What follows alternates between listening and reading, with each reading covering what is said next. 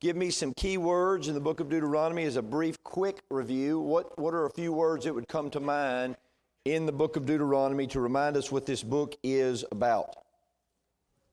Remember, very good. What's another one? The law, absolutely. Explains the law, very good. So you're having basically interpretation of the law. Excellent. What else? How about obey? How many times he talks about do, or thou shalt not? We have other words, of course, like covenant, choose, special people. We've gone over this before. So Deuteronomy chapter 16, we have here laid out the three major feasts or festivals, however you want to put that. Verses 1 through 17 reviews these. And so you have verses 1 through 8, the Passover and unleavened bread. And then you have in verses 9 through 12 the Feast of Weeks, also called, of course, first fruits, harvest, or as we would refer to in the New Testament, Pentecost. And then you have in verses 13 through 17 the Feast of Tabernacles or the Feast of Booths. We kind of ended here last week. We really need to start in chapter 16, verse 18, but I want to hit a few things in chapter 16, the earlier parts. Number one, when you're reading and thinking about these particular festivals and feasts, we're trying to draw New Testament application. You think about the Passover, they were delivered from where? Egypt. So when you think about Jesus, and you think about him partaking of the Passover and instituting the Lord's Supper, and of course he would then deliver us from spiritual Egypt, which is sin, okay? So there's certainly some typology we could get into here. You talk about the Feast of Weeks, Pentecost, you have rejoicing, you have this idea of giving, particularly the Feast of Tabernacles or Booths. I think again about rejoicing, the fact we're sojourners or even heaven, as they're giving back our heavenly home eventually when one day we're able to rejoice. It's interesting as you look through this. For instance, look at verse number 11 of chapter 16 of Deuteronomy. The first phrase, and thou shalt what? Rejoice. Chapter 16, verse 11. Look at verse 14, and thou shalt, it's a class, rejoice. Verse 15, the last phrase, therefore thou shalt rejoice. And so I think sometimes we're not careful, we'll miss some of the points in these feasts. They were to assemble, they were to do these things. The men would go, of course, the males had to go 3 times to these particular festivals a year. We could go to Leviticus, Exodus, many other places, but I just wanted to point some of those things out. Look at verse number 6 very quickly, chapter 16. Again, that phrase, but at the place which the Lord thy God shall choose to place his name in. We've talked about that. That phrase is used over and over. Verse 7, same thing. In the place which the Lord thy God shall choose. But in the middle of verse 6, it says, in the place which the Lord shall place his name there thou shalt sacrifice the Passover at even, at the going down of the sun, at the season that thou camest forth out of Egypt. And I simply wrote in the margin of my Bible, specifics matter. When you study the Old Testament, he'll talk about the blood being sprinkled by a certain side of the altar or a certain type of sacrifice versus a different type of sacrifice. The Bible is filled with specifics, and specifics matter. We see this in all of the things in the Old Testament that we're learning from here as we go through some of these things. Also, look at verse 11. And thou... Yeah, go ahead. With that one specifically, it's also when you understand that evening was the beginning of how they calculated the day. Yes. Then Passover was celebrated at the beginning of the day because in Right. the calendar that changed, they were leaving Egypt, so they ate and ran. Right. So that was the events of that day, and so it helps to understand that when you look at in the New Testament the timing of when Jesus does these things. When people say, "I haven't eaten the Passover yet," and you think about it's the end of the day. No, it was the beginning. Right. We often say day and night. They would say night and day because of the way they calculated time. You know, and these are not all of the feasts and festivals that are in the Old Testament. We could talk about, again, Sabbath itself, the Day of Atonement, the new moon, the Festival of Trumpets, etc., but we're not going into all that right now. Verse number 11. Let's see if that's the one I'm looking at. Yeah, that's the one I'm going to look at here. Verse 11. And thou shalt rejoice before the Lord thy God, thou and thy son and thy daughter, and thy manservant, and thy maidservant, and the Levite that is within thy gates, and the stranger, and the fatherless, and the widow that are among you in the place which the Lord thy God hath chosen to place his name there. And I was thinking as I was studying through all of these people that were connected with certain people, and the lesson that jumps out to me here is that of influence.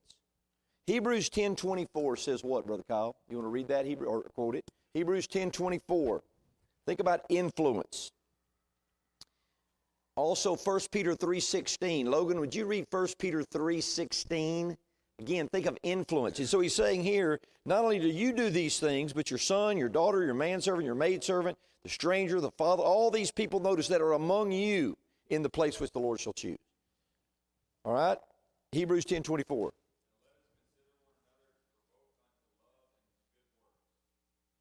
Okay, that's in the context of the assembly, right? Hebrews 10:24-25.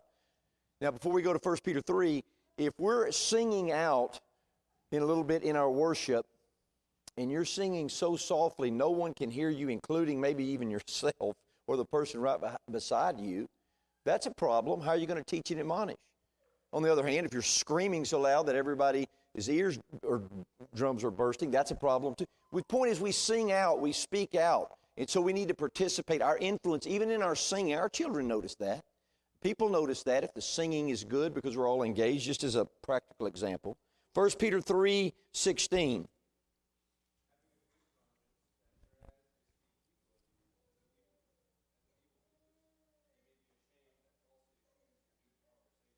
Your good conversation, King James, that means your lifestyle.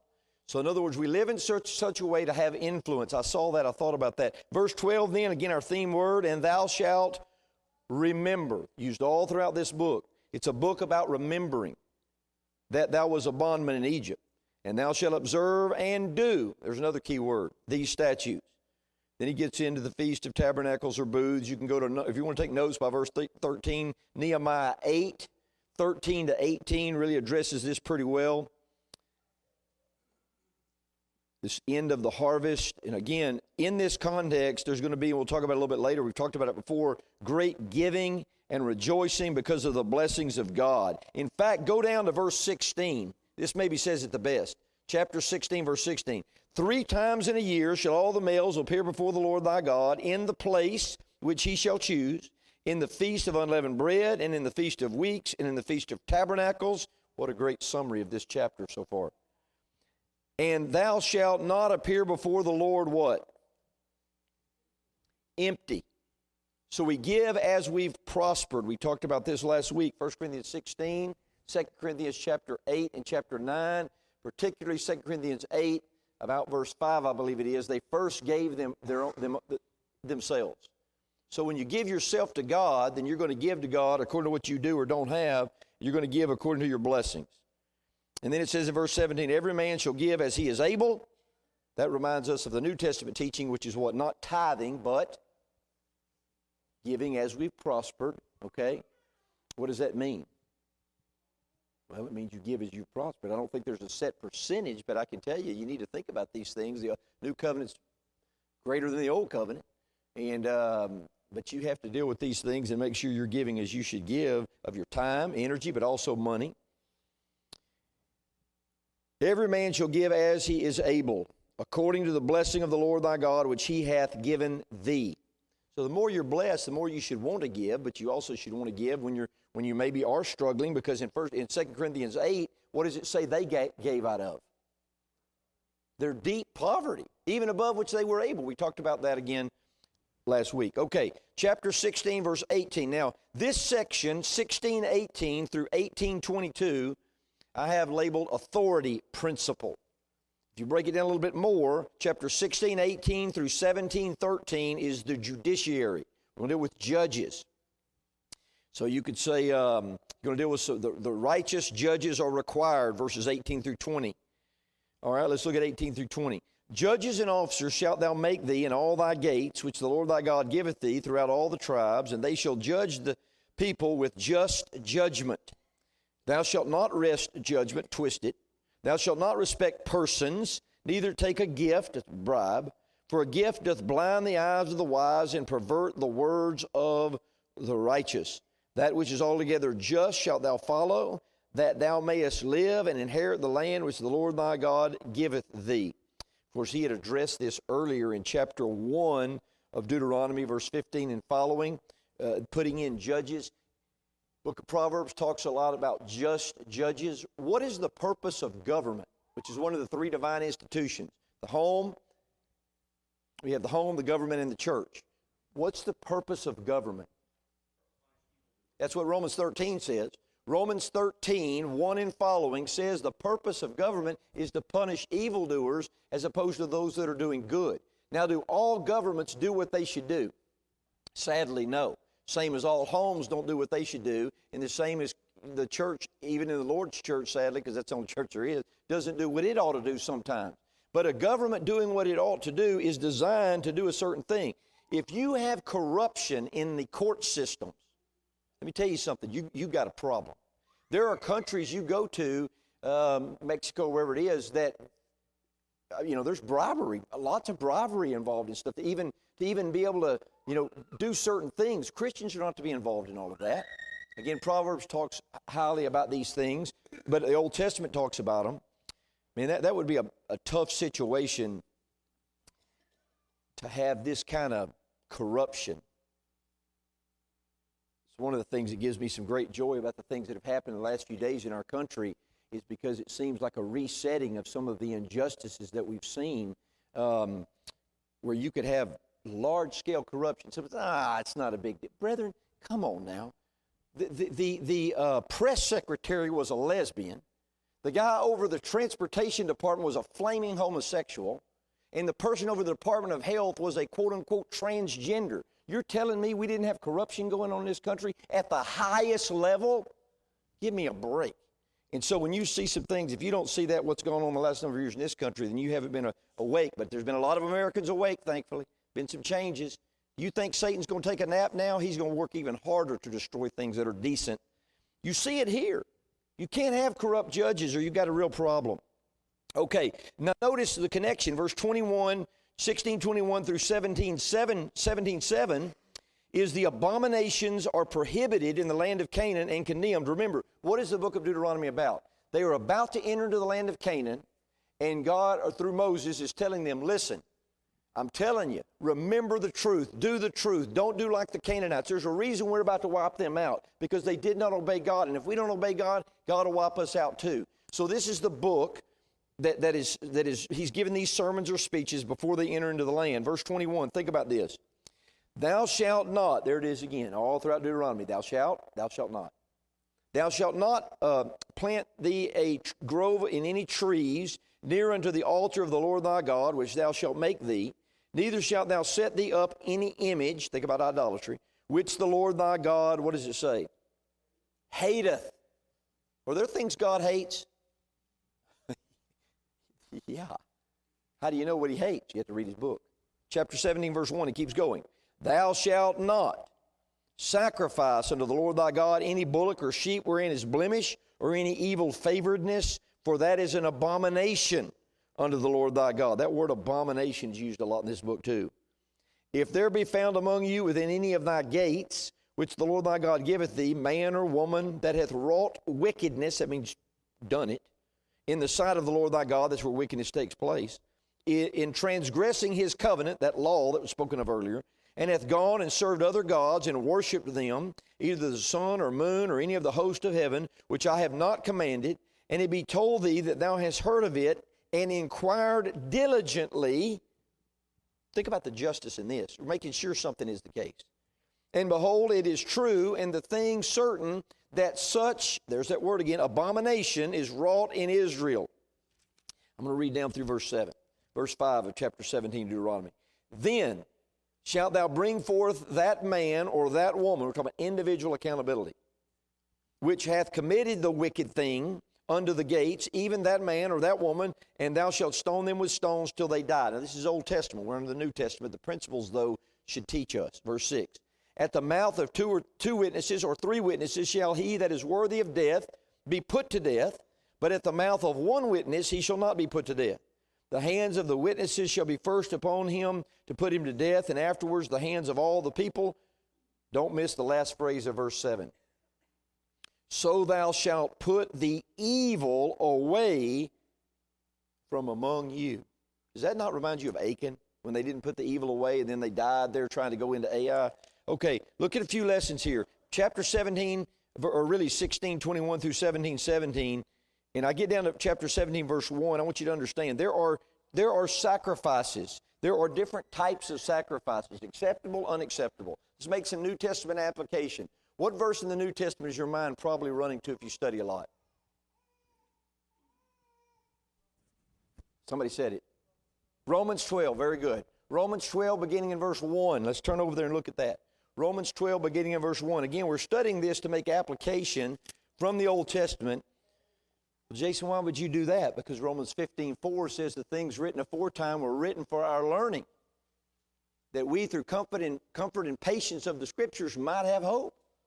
Boy, there's such learning in the Old Testament. Romans 12, verse 1. Just like there were unacceptable sacrifices then and acceptable sacrifices, the same is true now.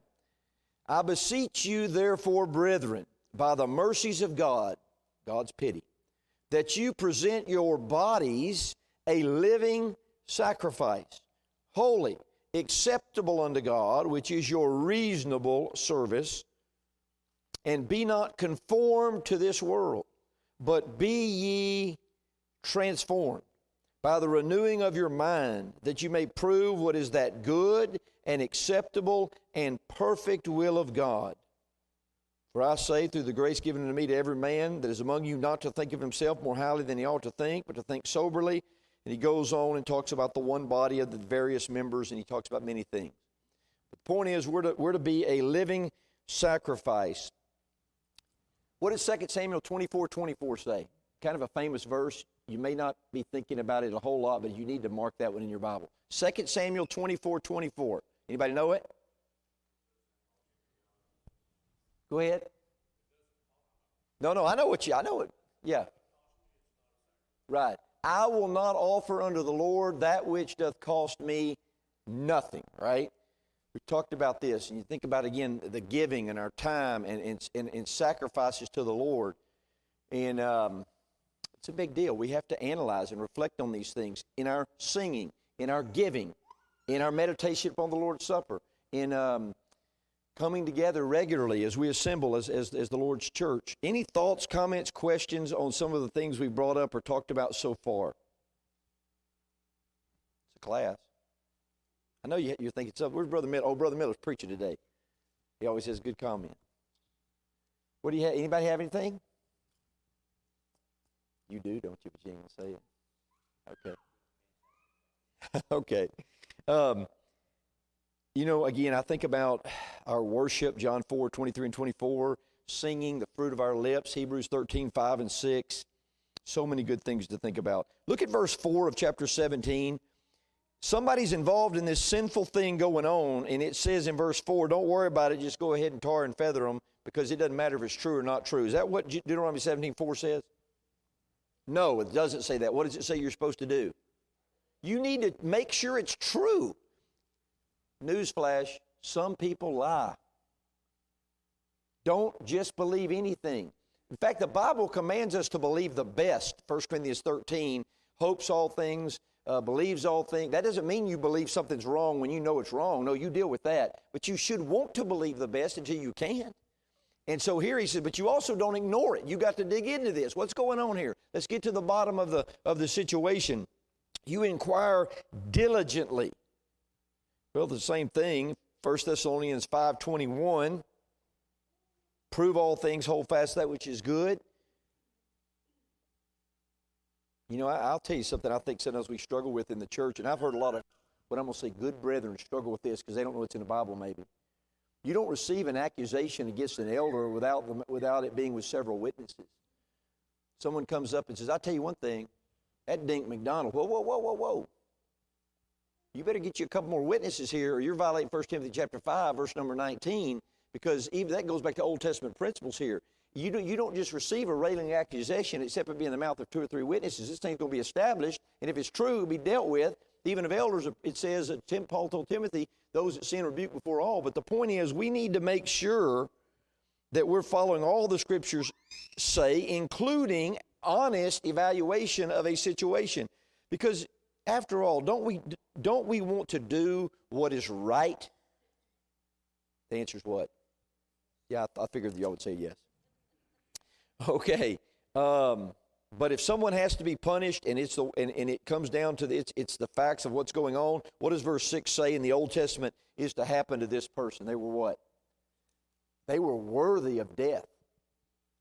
Now, spiritually speaking today, if someone's worthy to be dealt with church discipline, you have to go through all those actions, and then you have to deal with that. 1 Corinthians 5 is a good teaching on that. Why? To put away the evil from among you, verse 7, chapter 17, verse 7. Or I could also bring up New Testament verses like Ephesians 5:11. Have no fellowship with the unfruitful works of darkness, but rather reprove them. Okay, then you get in verses 8 through 13. I've labeled this Supreme Court because you're going to get into some stuff that can't be handled there with the local judges in the gates, if you will. It's got to go to kind of a deeper level. So in verse 8 of chapter 17, if there arise a matter too hard for thee in judgment, between blood and blood, between plea and plea, and between stroke and stroke, being matters of controversy within thy gates. Oh, you mean they had problems back then too? Yeah. Hold on a second. Go ahead, Brother Ray. Yeah, go ahead. My mother always taught me, believe nothing you hear and only half of what you see that should be deceived. Good quote. And as a superintendent of school, I said that's a good thing. Yes, sir. And if you openly analyze it, you're going to get to the truth, right? Because the truth has nothing to hide. You'll get there eventually. Oh, yeah, for sure. What does Matthew 10 say? I'm sorry, Matthew 5, verse 10 through 12. Blessed are you, and all men shall revile you and persecute you and say all manner of evil against you falsely. That's it. Very good point. Very good point. Okay, but verse number, where was I at? Yeah, and we shouldn't do that. We should want to believe the best. The Scriptures teach that. Now, again, I'm not saying ignore things because they didn't ignore it. They got down to the bottom of it. All right, let's see. Verse 8. Verse 8. If there arise a matter too hard for thee in judgment between blood and blood, I read all that. Verse 9, and thou shalt come unto the priests, the Levites. Now, all Levites were priests, but not all priests were Levites, right? They had certain duties. You get into all that, many scriptures on that. And unto the judge, this phrase caught my attention in verse 9. Little phrases that you just don't see. This phrase, that shall be in those days. That just jumped out to me. And thou shalt come unto the priests and Levites and unto the judge, that shall be in those days. Okay, I needed someone to read. Kyle, would you read 1 Chronicles 7:5? And then I'm also going to get you to read 1 Chronicles 12:32. We're going to do a little teaching here for a minute. Again, there's this larger matter that had to be dealt with. 1 Chronicles 7:5 and 1 Chronicles 12:32.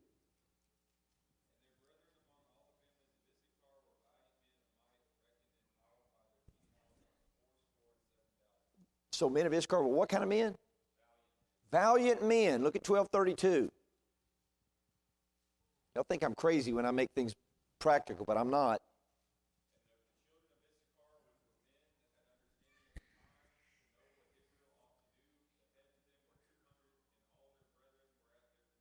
I want you to think about those two verses. Valiant men, but men who did what?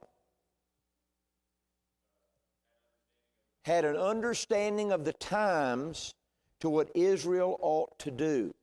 And I think about this phrase in verse 9 of this judgment, that these men, or this man that shall be in those days. Okay? And so we only live in the time that we live in. You say, well, Jason, that's pretty brilliant there. All I'm saying is you make a difference in the areas you live in. Congregations, you can make a difference. Elders can make a difference. Preachers can make a difference. Members can make a difference. And we only have the days that we've been given. And I think about these men of Issachar who had an understanding of the times. And then you go down in verse 10 and following, and the word do just jumps out over and over and over. And thou shalt do, according to the sentence which they of that place which the Lord shall choose. shall show thee, and thou shalt observe to do. I mean, if you were to look at my Bible, I bet it's just underlined over and over. Do, because, unto. For these words have meaning. They're pointing to different thoughts within the context, okay? As a point, verse 12. And the man that will do presumptuously and will not, I guess I'll start underlining all the nots, hearken unto the priest that standeth to minister there before the Lord thy God, or unto the judge, even that man shall die. And here it is again, this same phrase that we saw in verse 7. And thou shalt put away the evil from Israel. I used to substitute teach when I was in college, try to make a little money, and I would go into the classroom and I would say, listen, we won't have any problems if you do what I tell you to do. But if you don't do what I tell you to do, we're going to have a problem, and I will send you out of here in a heartbeat. If they would have given me the authority, I'd have taken a paddle and really showed them some discipline, right? But I also was nice to the ones who would do. I never had a problem. In fact, it was so crazy. I was at Huntsville one time, the junior high. There were two boys way bigger than me about to fight, and I went up to them and I said, what do you think you're doing? Get to class, and I'm a substitute. And the teachers are running up to me and said, oh, thank you for dealing with that. And I'm thinking, what is going on around here? I'm a college kid substitute, and they're just sitting there, they don't know what to do. When you have corruption in any situation, you've got what? Chaos. You have chaos. And that's a sad thing. Well, then he deals with these judges and the goodness of good judges as opposed to evil judges. Verse 13, don't miss it. And all the people shall hear and fear and do no more presumptuously. I want to give you, there's a lot of young folks in here. Some of you had children, and some of you are not married yet, probably will be one day.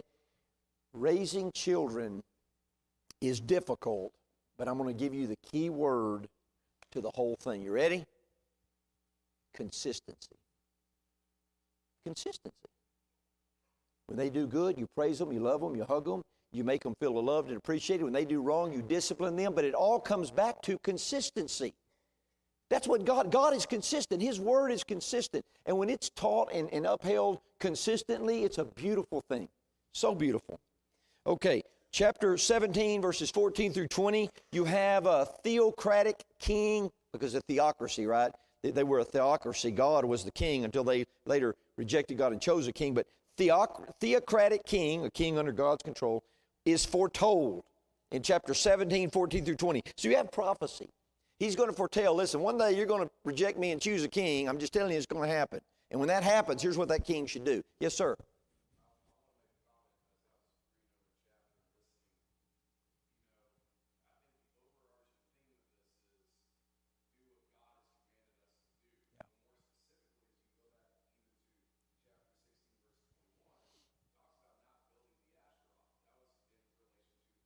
Right.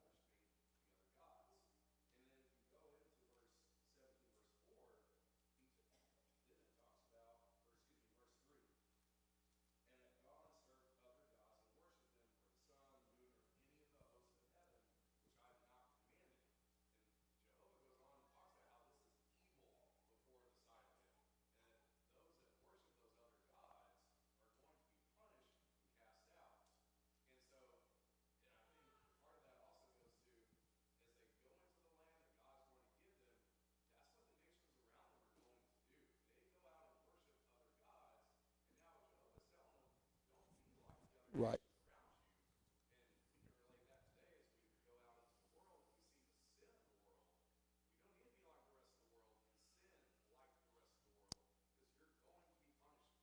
Excellent point. In fact, it leads right into what we're about to read here in chapter 17 of Deuteronomy, beginning of verse 14. When thou art come into the land which the Lord thy God giveth thee, there's grace, and shall possess it, there's faith, and shalt dwell therein, there's continual faith. And thou shalt say, I will set a king over me. Like as all the nations that are about me. 1 Samuel 8. Write down 1 Samuel 8, 1 and following. You go back and read 1 Samuel 8. They wanted to set up a king. Why? He says it here. To be like all the nations round about them. One of the dangers of the Lord's church in any given environment is to want to be like the denominations that are around them. I want to tell you something, brethren. We, and you know this, we are not a denomination.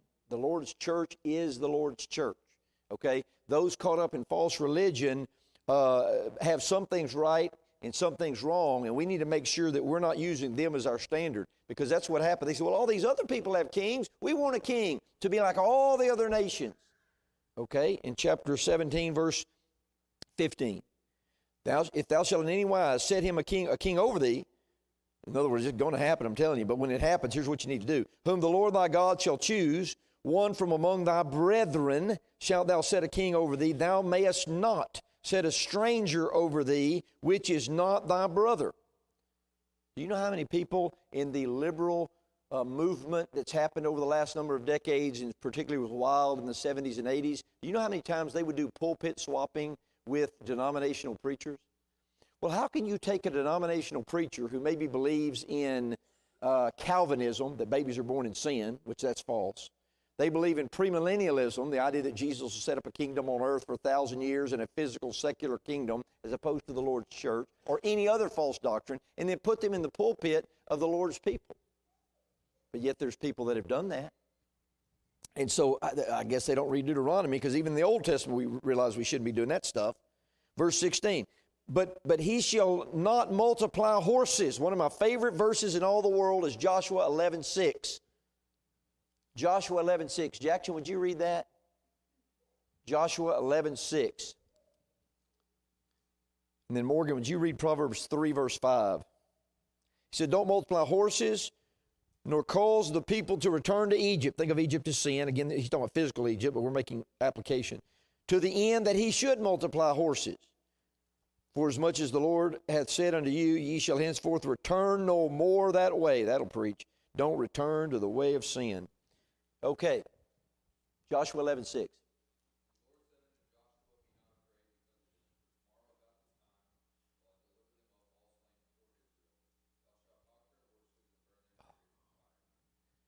Thou shalt hock their horses and burn their chariots. Why? Why is he saying hock the horses and burn the chariots as opposed to take them as a spoil among the children of Israel? Why is he saying that? Because he's saying, I don't want you to trust in the horses and in the chariots. You hock the horses and you burn the chariots. Kerry Clark is a good man. He obeyed the gospel. He was not raised in the Lord's church. He was raised a Baptist. And he said it was that sermon on that text by a gospel preacher many, many decades ago when he said, let me tell you something. You need to hock the horses and burn the chariots and get out of denominationalism and just be a pure New Testament Christian. Brother Kerry said, man, I couldn't do nothing but obey the gospel when I heard that, and began to make that connection, right? And so you think about this, and then he goes down. Why verse 17? He says, neither shall he multiply wives to himself. That's what got Solomon eventually. That his heart turn not away. Neither shall he greatly multiply to himself silver and gold. That one should catch your attention. There's nothing wrong with having money. In fact, paradise is named after a rich man. But why is he saying here, don't hoard it up? Because you should be giving with it. You should be giving, right? And doing good with it, not just keeping it, for no reason. Doesn't mean you can't have a safety net or things like that. Yes? Yeah.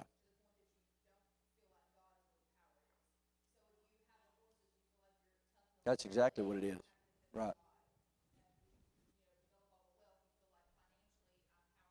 Right. That's exactly what it is. Yes. Which is why you're going to read Proverbs 3, 5, and 6, right? You thought I forgot, didn't you? I did, but she reminded me. Yeah.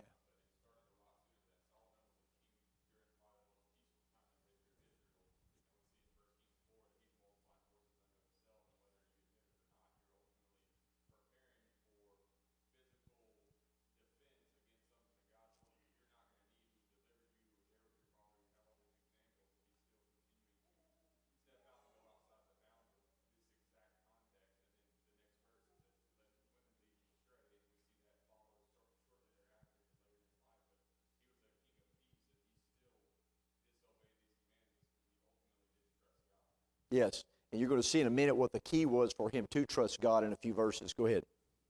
Proverbs 3, verse 5 and 6.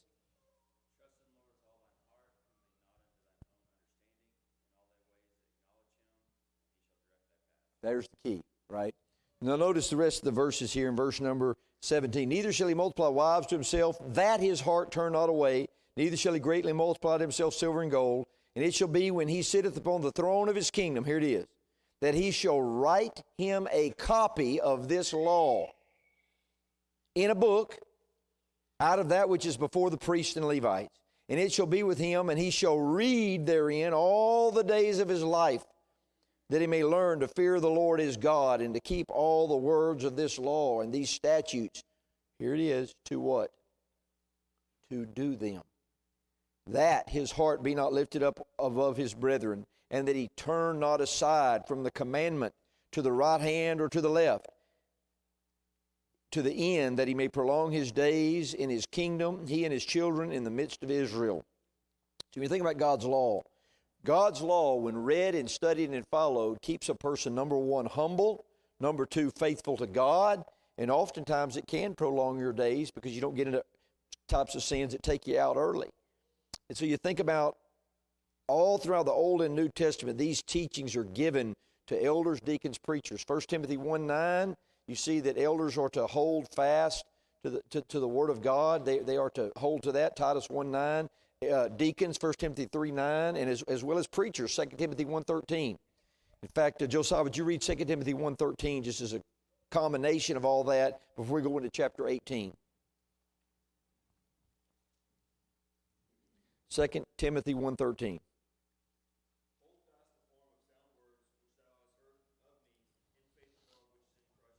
Hold fast the form of sound words. That word form there, I think, is the idea of a horse that hits his hoof in the ground and makes an indention, or a form where molten metal could be poured into that to make or form some other piece of equipment or furniture or whatever. And so we're to hold fast the form of sound doctrine. It means you got to know this book. I tell you, you want a joyful morning, you want to have a good day, start it out with a prayer, and then also maybe early in the morning, no one's talking or whatever, you by yourself, and just read the Bible. I like Psalms particularly. Just reading the Psalms. Now, if you don't want to be encouraged, don't do that. But if you want to be encouraged, you go do that. And I might suggest a good cup of coffee with it. But that's just me. You may want water. You may not want anything to drink. The point is, prayer and scripture reading, big deal. Chapter 18. All right, verses 1 through 8. Levitical prerogatives are noted. We're going to see that the land was not their inheritance, but rather the Lord was their inheritance. Chapters 18, 1 through 8. Then we're going to see in verses 9 through 14 that Canaanite evils again are to be avoided. 9 through 14. And then the final section, I don't think we'll get through this whole chapter, but the final section, verses 15 through 22, God's prophet versus false prophets. And particularly, there's a great messianic prophecy regarding Jesus being the prophet that was like unto Moses. Okay, verses 1 through 8, Levitical prerogatives are noted. If you go down to verse 2, I think this will kind of show it. Therefore shalt thou have no inheritance among their brethren, talking about the priests, the Levites, and the whole tribe of Israel, is broken down in verse 1. The Lord is their inheritance. Verse 3, and this shall be the priest's due from the people. And it talks about all this way you're taking care of God's specific servants that are involved in Old Testament ministry, if I can put it that way. Although in the New Testament, all Christians are priests. We know that, 1 Peter 2:5. But you have to make a comparison, if you will. We don't believe in any clergy lady system. The Bible does not teach that. But the Bible does show that a man of God, whether it be a preacher or an elder, can certainly receive support from a congregation. And I think a congregation would do well, 1 Corinthians 9:14, the book of Galatians as well, to take care of that man. And why would they not want to do that if he's a good and godly man? I've said it before, you can't pay a good man too much, and anything you pay a man that's not a good man is a waste of money. Verse 9 through 14, these Canaanites' evils are to be avoided. Verse 9, when thou art come into the land which the Lord thy God, here it is again, giveth thee. How many times he said that? A lot, right? The land which God gives you, that's grace. They didn't earn it, but that didn't mean they didn't have to do anything to get it. They did have to do something to get it, but it was given to them. Therefore, faith and grace are not mutually opposed. In fact, grace is God doing what you can't do, and faith is you doing what God told you to do. Don't ever think that they're contradictory to each other. They're not. Even reading the Old Testament would teach that. So you have in verse number 10, there shall not be found among you anyone that maketh his son or his daughter to pass through the fire, or that useth divination, or an observer of times, notice the specifics, or an enchanter, or a witch, or a charmer, or a consulter, or familiar spirits, or a wizard, or a necromancer. You go to Leviticus 20, Leviticus 18, and many other places. You're dealing with some very nasty things going here. Baby murder. By the way, has that been a thing recently? Do people still believe in baby murder? Do you know how much money was spent? I heard one statistic, I think in the last year, trying to promote the murder of children in the womb by a certain political party. $500 million, $500 million was spent to promote the murder of children in a mother's womb. Now that's a problem. And so you think about that. That's the kind of stuff that was going on here. Leviticus 18, he says it over and over if you read Leviticus 18 through 20. He says, I'm going to tell you, there's a reason these Canaanites were to be eradicated, and if you do what they do, I'll take you out too. And he did, because they did, sadly, later on. Israel went first, Judah went second. We got to learn from these things, to not do wrong, and I know we know that. I'm looking at a great group of people. Yes, sir.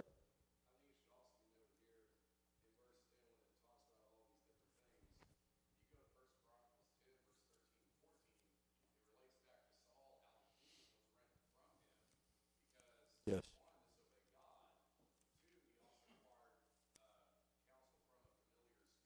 Yep. Yes.